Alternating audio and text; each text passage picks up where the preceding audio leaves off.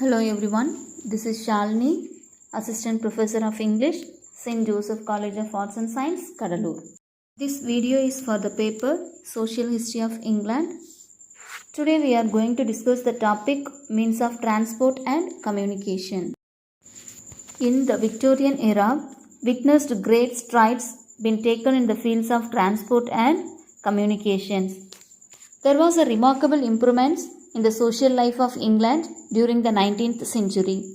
Social visits, visiting kith and kin, going to holiday or health resorts became a regular feature of social life. These are the result of the tremendous progress that took place in the transport and communication sector. The most important means of transport in the Victorian period was the railways. It was the outcome of experiments conducted to find the best method of moving coal from the mines to places where it was required. As Trevelyan puts it, the railways were England's gift to the world. George Stephenson invented the first railway engine, which he named Active.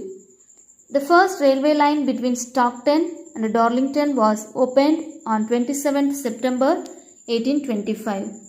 Few years later, he invented a more powerful engine which could pull the train at a speed of 30 miles per hour.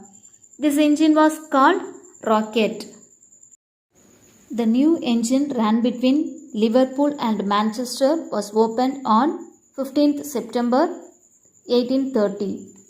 At the opening of this railway engine, former cabinet minister William Huskisson was assassinated. London was connected by railway with Birmingham, Brighton and Manchester in 1838. The interval of 35 years between the first two reform bills was the railway age. Great improvements took place in this field during this period. George Hudson was known as the railway king. Next is about network of railways. In about 50 years, England was covered with the network of railways. In 1843, there were about 2000 miles of railways in Great Britain, but the coverage rose to 5000 in another short period of 5 years. In the year 1860, the mileage was just over 10,000 miles, but in 1890, it was nearly 20,000 miles. Then the government took various measures to ensure efficient administration to the department. In the year 1844, the Cheap Trains Act compelled the railway companies to run at least one train a day in each direction at a reasonable fare. In 1873, to the Board of Trade, it was attached a railway commission which had power to fix the rates for the carriage of goods and also merchandise. Next, bicycle. The popularity of the railway sounded the death knell of roads and canals.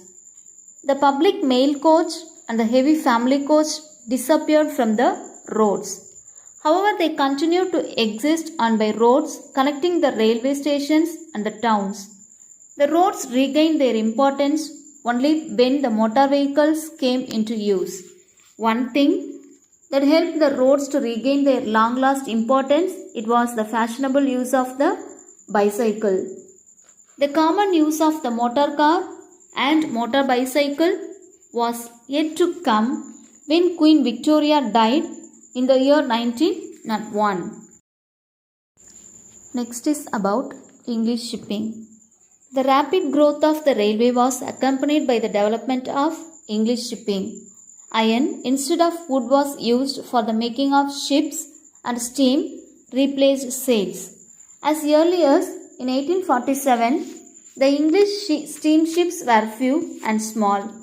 But in the 1850s and 60s, big ocean of ships were made.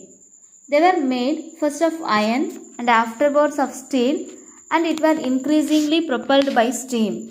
In 1855, a third of the world's sea-going ships were on the British register. About penny post. An outstanding development in the means of communication was the establishment of the penny post in 1840. It was the result of the tireless efforts of Sir Rowland Hill, who was a teacher by profession. The introduction of the penny post, sending letters, was a costly thing, something which the poor could not afford. Proposals of Sir Rowland Hill. The proposal included the following. A lower rate of postage would increase state revenue by increasing mail volume. All postage rates should be same without regard to distance. All mail must be prepaid. A device called postage stamp, it was suggested. This program faced a lot of opposition when came into the effect. Next is the art of writing letter. Carlyle expressed anxiety that the art of letter writing would deteriorate. Nevertheless, the system was a boon to many. It enabled poor to communicate with their loved ones. New postal system became successful in England and soon it was spread to the other civilized countries of the world. Next is about the electric telegraph. In the same decade, the inauguration of the electric telegraph, which was based on the invention of Samuel Morse. After many difficulties, he was able to build the first telegraph line in the United States from Baltimore to Washington in the year 1843. The next year, he sent the first message on this line, "What hath God wrought?" The inventor was rewarded by many governments of Europe. By 1848, over 1,800 miles of railways were equipped with telegraph wires. The Electric Telegraph Company formed in 1846. It had 17 offices in London by the year 1854. The first successful cable was laid in 1866. In 1870s, Stearns and Edison developed methods to send more than one message. The next one is telephone. The telephone, the most popular and easiest means of communication, was invented by Alexander Graham Bell. In 1856, he exhibited an apparatus embodying the results of his studies in the transmission of sound by electricity. 2 years later, when Graham Bell visited England, he demonstrated his invention before Queen Victoria, partly because of the patronage given by her. The first telephone exchange was opened in London in 1879 with 7 or 8 subscribers. Several telephone companies were organized in Great Britain in the course of the next few years. Today, telephone is one of the easiest means of communications. Thank you.